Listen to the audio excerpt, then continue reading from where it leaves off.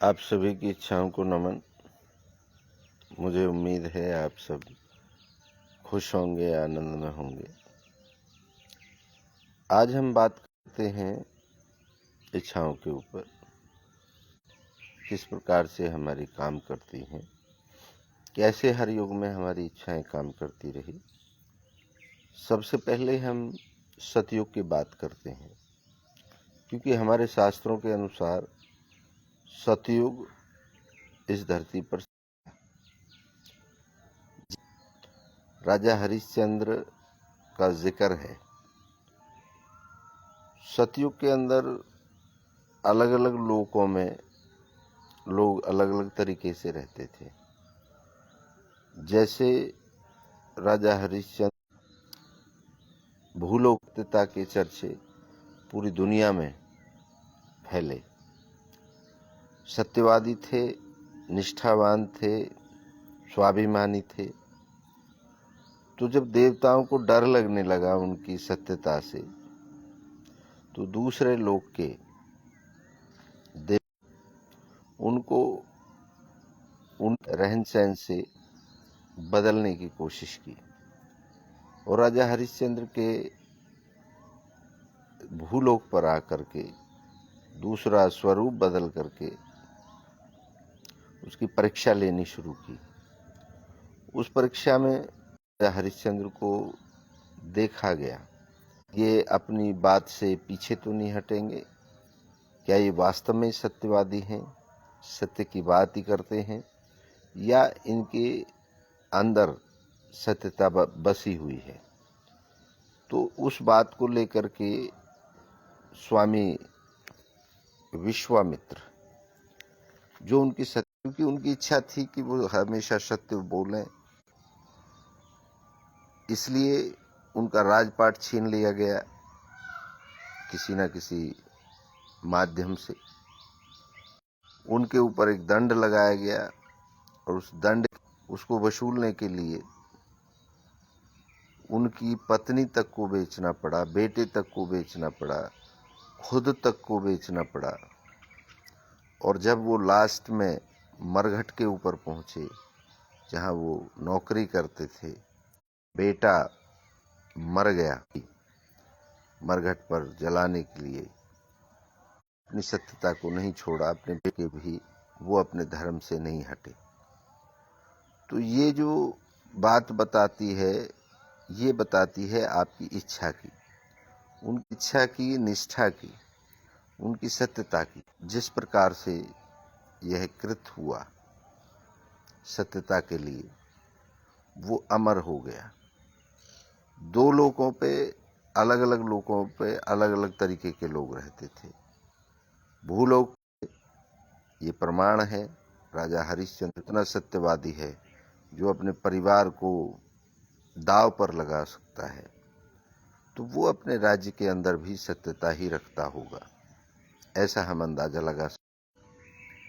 तो सतयुग जो था, जिसमें ये प्रमाण मिलते हैं कि राजा हरिश्चंद्र ने सत्य का रास्ता नहीं छोड़ा, चाहे उनके ऊपर कितने भी परीक्षाएं ली गई हों या जुल्म हुए हों।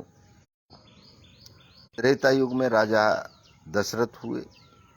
राजा दशरथ की इच्छा थी कि उनका जो राज्य है, उनका जो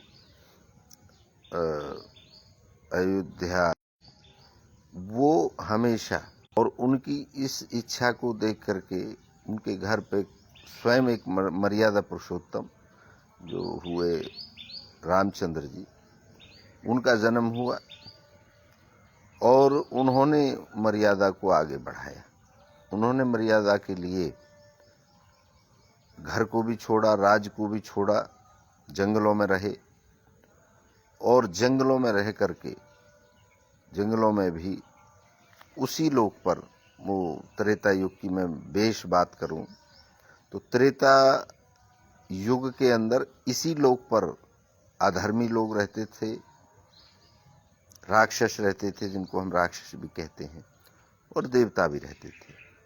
भूलोक पर ही दोनों विराजमान थे। रावण भी इसी भूलोक पे था और राम भी इसी भूलोक पे थे। तो दोनों के नेचर अलग थे। वो मर्यादा में रह करके, सत्यता पर रह करके, अपनी बात पर रह करके उनका युद्ध हुआ और उनकी जो राजा दशरथ की इच्छा थी वो पूर्ण हुई, क्योंकि रामचंद्र जी ने बगैर किसी लाग लपेट के, बगैर किसी स्पोर्ट के, बगैर किसी सेना के इतना बड़ा युद्ध किया। और जो सबसे ताकतवर व्यक्ति था रावण, उसके परिवार का, उसकी जो भी इच्छाएं थी उनका नाश किया।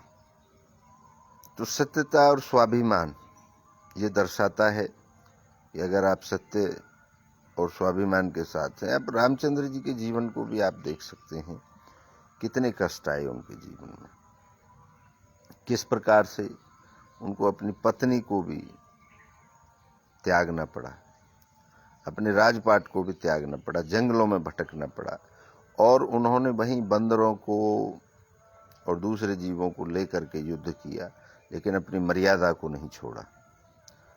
तो त्रेता युग हमें दिखाता है, समझाता है कि अगर आपकी इच्छा प्रबल है और इच्छा में ताकत है, तो त्रेता में भी इच्छाएं पूरी हुई और अधर्म की इच्छाएं कभी पूर्ण नहीं होती। ये सत्य बात है। अब हम आते हैं द्वापर युग में। द्वापर युग के अंदर क्या हुआ? द्वापर युग में वासुदेव की इच्छा थी कि सब धर्म के हिसाब से हो। मतलब बेस अगर हम बात करें द्वापर युग की, तो एक ही परिवार में धर्म वाले लोग भी रहते थे और अधर्मी भी रहते थे, यानी देवता भी रहते थे और राक्षस भी रहते थे। ये प्रमाण है। और वासुदेव की इच्छा थी कि ये अच्छे से लागू हो, उस परिवार का नाश हो। तो कृष्ण जी ने जन्म लिया और कृष्ण नीति के जरिए एक ही परिवार के अंदर धर्म और अधर्म का युद्ध हुआ, जिसमें कौरव और पांडव थे एक परिवार के अंदर ही,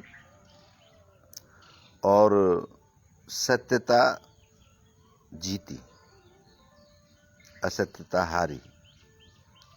ये द्वापर युग की बात हमने करी। और आज कलयुग है। कलयुग के अंदर एक ही व्यक्ति के अंदर दोनों रहते हैं, धर्म भी और अधर्म भी, सत्यता भी और झूठ भी। आपने देखा होगा आजकल एक ही व्यक्ति दोनों चीज बोलता है। अब चारों युगों की अगर हम बात करें तो सतयुग के अंदर अलग अलग लोगों पर राक्षस और देवता रहते थे, मतलब असत्यता और सत्यता रहती थी, धर्म और अधर्म रहता था। लेकिन उसके बाद अगर हम त्रेता की बात करें, त्रेता में एक ही लोक पर सत्यता और असत्यता रहती थी, धर्म और अधर्म रहता था। अब हम तीसरा युग द्वापर युग की बात करें तो एक ही परिवार के अंदर धर्म और अधर्म रहता था, सत्यता और असत्यता रहती थी। अगर हम कलयुग की बात करें तो एक ही व्यक्ति के अंदर धर्म और अधर्म रहता है। कई बार आपने देखा होगा, आपको ऐसा लगता है कि ये गलत काम है, बेशक आपको पता है, लेकिन आपका मन करता है चलो इसको कर लेते हैं। लेकिन दूसरे पल आपका जो प्रबल धर्म वाला है मन है, वो कहता नहीं ये गलत है, मुझे नहीं करना। तो एक ही शरीर के अंदर, एक ही आत्मा के अंदर, एक ही विचारों के अंदर, एक ही व्यक्ति के अंदर धर्म और अधर्म रहता है, सत्यता और असत्यता रहती है। लेकिन लास्ट में आपने देखा होगा कि जीत हमेशा, इच्छा हमेशा सत्य की होती है, पूरी होती है। असत्य की इच्छा लगता है कि पूरी हो गई, लेकिन होती नहीं है कभी भी, बहुत लंबी नहीं चलती। ये कलयुग है, ये मशीनी युग है, ये करने का युग है, बैठने का युग नहीं है। यहाँ पर जितना आप करोगे कर्म, उतना आपको मिलेगा, नहीं करोगे नहीं मिलेगा। तो ये जो कलयुग है ये करने का युग है। इच्छा आपकी वो पूर्ण होगी जिसमें आप करोगे। यूनिवर्स कैसे काम करता है? अब वो सारे युग जो थे वो धर्म को लेकर के बड़े सक्रिय रहे, धर्म अधर्म की लड़ाई चलती रही, धर्म अधर्म की लड़ाई यहाँ भी चल रही है। लेकिन हम लोग जी कहाँ रहे हैं? हम पास्ट में जी रहे हैं। हम उनकी लिखी हुई बातों को, जो दूसरे युगों की है, उनसे हमें सीखना चाहिए, ना कि उनका अनुसरण करना चाहिए। जैसे ये जो ढोंग है, जो ये उल्टे सीधे विचार हैं, इन पे जो टकटकी लगा करके बैठे हैं लोग, वो अपनी इच्छा को पूर्ण करने के लिए आपका उपयोग करते हैं। मैंने अभी बहुत देखा है, भारत में घूमता रहता हूँ, लोग गुमराह करते हैं आपको। मैं आपकी बात कर रहा हूँ। कोशिश करते हैं। एक आजकल हर घर के अंदर समस्याएं, हर घर के अंदर रही, सदा रही और रहेंगी, लेकिन आप खुद हल करने की बजाय आप दूसरों के पास जाते हैं और दूसरा व्यक्ति आपके विचारों को अपने हिसाब से ढालता है।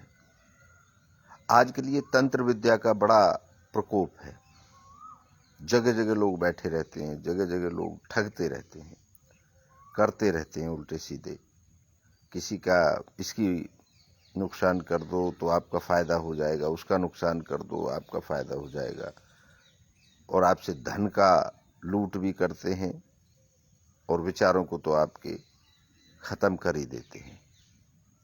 तो अपने करने पे, अपने कर्म पर भरोसा करिए, आगे बढ़िए, अपनी इच्छाओं के लिए काम करिए विज्ञान के हिसाब से, क्योंकि ये विज्ञान का युग है।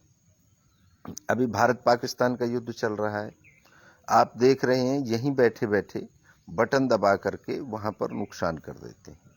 वो वहीं से बैठे बैठे यहाँ नुकसान कर जाते हैं। ये टेक्नोलॉजी का युग है। मैं उन जो तांत्र करने वाले लोग हैं, जो टोना टोटका करने वाले लोग हैं, मैं उनसे कहना चाहता हूं कि सेनाओं को पीछे हटा दो। आप जाकर के टोना टोटका करके पाकिस्तान के साथ युद्ध करें, एक भी नजर नहीं आएगा। आपको कंट्रोल कर सकते हैं, लेकिन विज्ञान को कंट्रोल करना इनके बस की बात नहीं है। आपका भविष्य बता सकते हैं, क्यों कि आप डरे हुए हैं। भविष्य बताओ ना, दुनिया का भविष्य बताओ, क्या होने वाला है, नहीं बता सकते। तो ये ढोंग है, झूठ है। जो ये उल्टे सीधे काम करते हैं कि तुम्हारे घर का ये कलेश खत्म कर देंगे, तुम्हारा ये कर देंगे, तो मैं तो ये कह रहा हूं कि आतंकवाद को खत्म कर दो। अगर आपके अंदर शक्तियां हैं, युद्धों को खत्म कर दो। बड़े बड़े देश युद्ध लड़ रहे हैं। अब विचार करके देखिए इन बातों पर कि कहीं कुछ नहीं है, सिर्फ आपके कर्म के अंदर है। जैसा आप करोगे वैसा आप भरोगे, जैसा बोओगे वैसा काटोगे। ये पक्की बात है। विचार करके देखें आप, इनके चक्करों में ना पड़ें, जो ये ढोंगी, जो ये गुमराह करने के लिए इस देश को गर्त में लेके जा रहे हैं। ये विज्ञान का युग है। 100 डिग्री का अगर पानी को आप गर्म करते हैं 100 डिग्री पे, तो वो भाप बन जाएगा। चाहे आप कुरान पढ़ के करें, चाहे आप गीता पढ़ के करें, चाहे आप बाइबल पढ़ के करें, लेकिन 100 डिग्री के बाद वो पानी बन जाए, पानी है जो भाप बन जाएगा। मैं ऐसा नहीं कि अपने धर्म की बात, हमारे धर्म में ही खराब लोग हैं, सब धर्मों में हैं, सब जगह दुकानदारी चला रहे हैं। मुसलमान धर्म में भी कह रहे हैं अल्लाह की मर्जी है, इस तरीके से हम जीतेंगे। ऐसे कैसे जीत जाओगे भाई? आपके पास टेक्नोलॉजी कमजोर है, मान लो हमारे पास कमजोर है, हिंदुओं के पास, कैसे जीत जाओगे? अगर रोक सकते थे तो इन सिक्योरिटियों को हटा दीजिए ना, आपके पास शक्तियां हैं तो आपका परमात्मा, आपका अल्लाह ताला, आपका गॉड, इनकी ज़रूरत ही नहीं है। पाप होगा ही नहीं, अधर्म होगा ही नहीं, किसी का जो हनन है विचारों का होगा ही नहीं। तो इस बात से एक बात का बिल्कुल पक्का सबूत आपके पास हो जाता है तैयार, कोई कुछ नहीं कर सकता, सिर्फ आपका कर्म, आपको अच्छा कर्म, भलाई का कर्म आपकी जीत सुनिश्चित कर सकता है, आपकी इच्छा पूर्ण कर सकता है। और चलाने को तो दुकानदारी दुनिया चला रही है, दुनिया चला रही है। ये धार्मिक स्थलों पे हो क्या रहा है? यहाँ पर 99% लोग जो बैठे हैं, जो महसूस करते हैं, वो डराने की कोशिश करते हैं। हॉस्पिटल्स में जिस तरीके से डराया जाता है कि फटाफट करो नहीं तो मौत हो जाएगी, तो आदमी कहीं से भी इंतजाम करके करता है। बच्चों की पढ़ाई पर विशेष ध्यान दें, अपने बच्चों को पढ़ाएं, तभी आगे बढ़ सकते हैं। ज्ञान लें, ज़्यादा से ज़्यादा एक्चुअल ज्ञान लेंगे, विज्ञान का ज्ञान लें। इन ढोंग ढकोस ले के उसकी इतनी परिक्रमा लगा लो, उसके यहाँ इस तरीके से हवन करा लो, उसके यहाँ इतनी वक्त की नमाज पढ़ लो, ये सब एक मन को शांत करने के लिए चीज़ें हैं, ये मैं मान सकता हूँ। लेकिन अब आप केवल मंत्र बोल करके युद्ध को खत्म कर सकते हैं? नहीं कर सकते।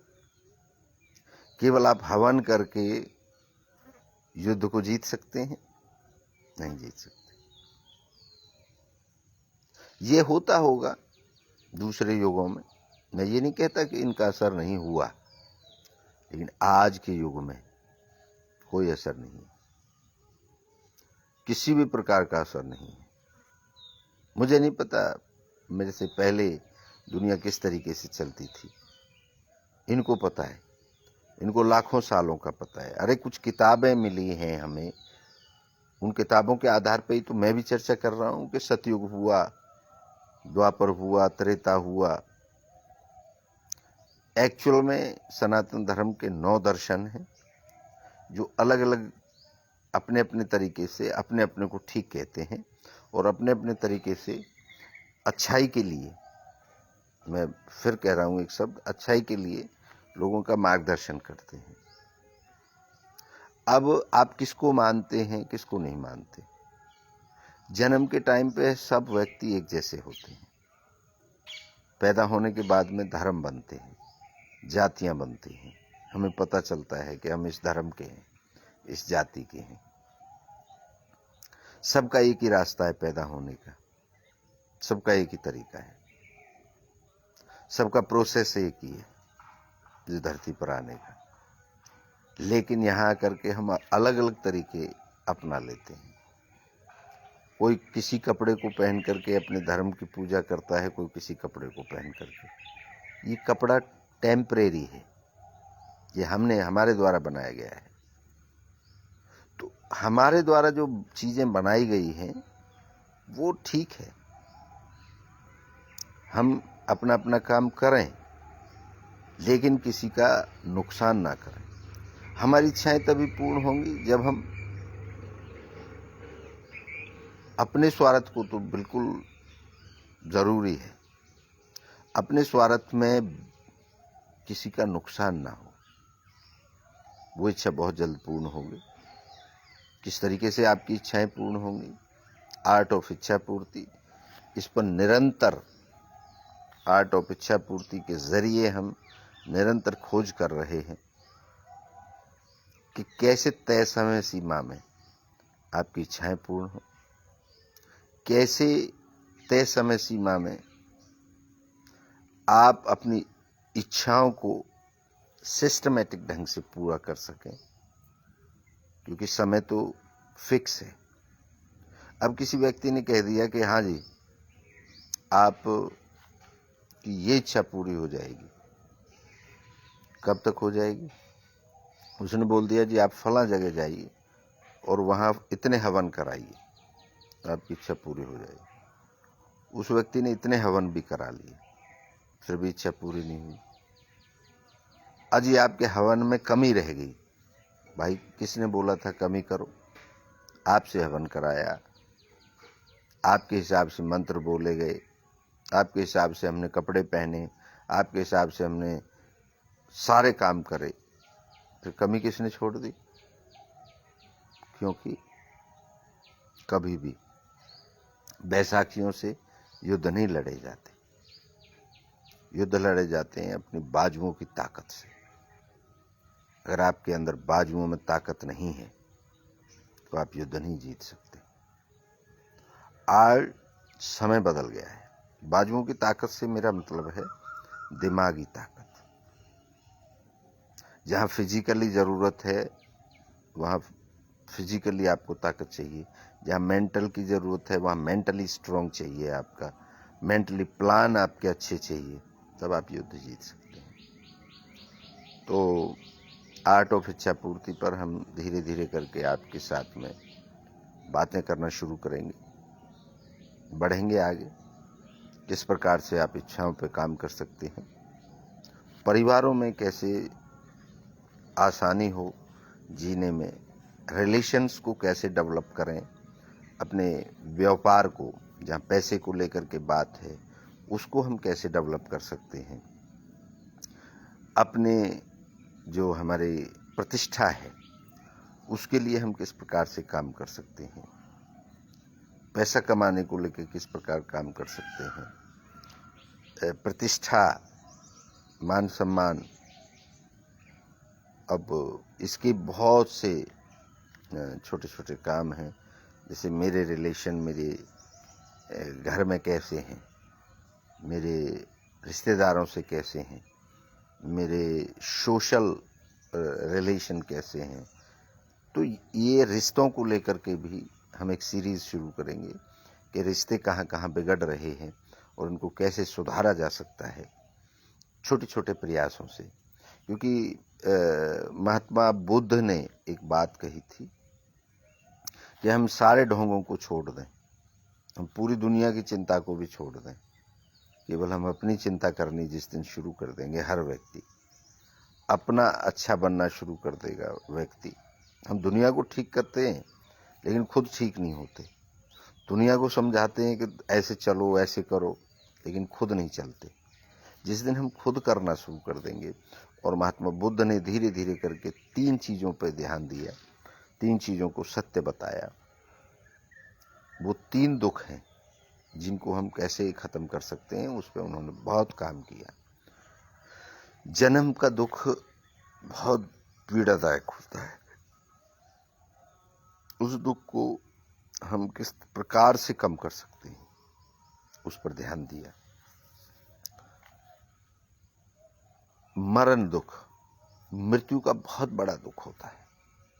खुद को ही नहीं, खुद को तो होता ही होता है, अपने बयानकारों को, रिश्तेदारों को, रिलेटिव्स को, सबको दुख होता है। और तीसरा व्याधि, व्याधि रोग का दुख। तो रोगों को कैसे कम किया जाए, ये 3 बेसिक विषय हैं।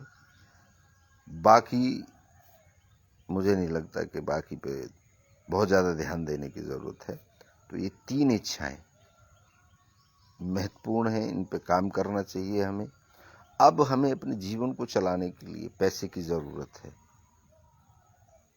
शांति की ज़रूरत है, मैनेजमेंट की ज़रूरत है, टाइम मैनेजमेंट की ज़रूरत है।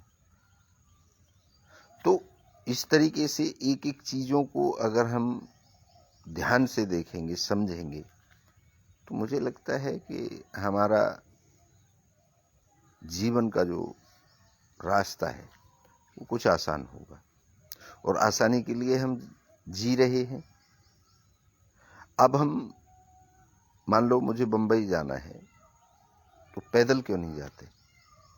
हम रास्ते खोजते हैं, उसके लिए कुछ पैसा कमाते हैं, ताकि हम किसी सवारी में बैठ करके चले जाएं। तो आसान रास्ता ढूंढ रहे हैं ना। तो जीवन में भी आप इन क्लेशों से, इन परेशानियों से बचने के लिए आसान रास्तों की तरफ ध्यान दें। आसान रास्ते ढूंढें, प्रेम के रास्ते ढूंढें, आनंद के रास्ते ढूंढें। अपनी इच्छाओं को पूर्ण करने के लिए बहुत से लोग आपने देखे होंगे कम पैसे में भी आनंद लेते हैं। बहुत से लोग देखे होंगे बहुत पैसा है फिर भी परेशान और दुखी रहते हैं। आपने देखे होंगे कि बहुत से लोग बहुत कम उम्र में इस धरती को छोड़ करके चले गए, मतलब टाइम मैनेजमेंट, लेकिन उनके नाम इतने बड़े हो गए, उन्होंने इतने अच्छे काम करे, थोड़े समय में वो अमर हो गए। उनको आज भी हम लोग याद करते हैं। और बहुत से लोग आपने देखे होंगे बहुत लंबी उम्र जी, लेकिन उनका कोई जिक्र तक नहीं करता, क्योंकि उनको टाइम मैनेजमेंट आता ही नहीं था। तो टाइम मैनेजमेंट विशेष तौर पर हर व्यक्ति को 24 घंटे मिले हैं, एक दिन और रात के लिए। तो 24 घंटे में आप कैसे उस अपने समय का उपयोग करते हैं, कितना सोते हैं, कितना टाइम खाने में गुजारते हैं, कितना आवारागर्दी करते हैं, कितना काम करते हैं, तो ये सारी चीज़ें उस पर डिपेंड करती हैं। आज इतना बहुत है, आगे दूसरे विषय में दूसरी चर्चा करेंगे। और एक अच्छी सी कहानी आपको सुना देता हूँ चलते चलते। दो मेंढक थे और दोनों बड़े अच्छे मित्र थे। दोनों एक ही तालाब में रहते थे, बड़ा खूब मौज करते थे उस तालाब के अंदर, खूब उनका सफिशिएंट उसमें भोजन था। जब आपको हर चीज अच्छे से मिलती रहती है तो आपके दिमाग में कुछ उथल पुथल चलता है। तो उन मेंढकों के दिमाग में उथल पुथल ये चला, अरे यार यहाँ रहते रहते तो हम बोर हो गए, यही दुनिया, चलो बाहर निकल करके देखते हैं, बाहर भी कुछ है, कुछ नया है, बाहर की दुनिया में चलते हैं। तो दोनों दोस्त जो थे वो तालाब से निकल करके और बाहर की तरफ चलने लगे। बाहर जाते जाते उन्होंने देखा एक व्यक्ति गाय का या भैंस का दूध दोह रहा था, दूध निकाल रहा था। दूध निकाल करके बाल्टी भर गई, भरने से थोड़ा कम रह गई। तो उसने, इनको नाम दे देते हैं, एक मोटा मेंढक, एक पतला मेंढक। तो दोनों मित्र जब पहुंचे और उन्होंने देखा यार ये तो कोई अलग चीज है, तो वो कहीं ना कहीं से स्पोर्ट से फुदक करके उस बाल्टी के अंदर चले गए। अब बाल्टी में दूध था। उन्होंने देखा भाई वाह, हम तो स्वर्ग में आ गए, हम तो स्वर्ग में आ गए, क्योंकि आज तक उन्होंने पानी देखा था और आज दूध देखा। उनको नहीं पता था ये दूध है, उन्होंने कहा ये अलग पानी है और बड़ा स्वाद है, क्योंकि दूध का स्वाद और पानी के स्वाद में अंतर तो होता है। तो दोनों मित्र उसमें खूब राजी हुए, खूब खुश हुए, एक नई दुनिया में आ गए और नए मतलब स्रोत मिल गए हमें। तो दूध में वो तैरते रहे, लेकिन बहुत आप सुख में भी हैं, वहाँ भी बोर हो जाते हैं कुछ दिन में।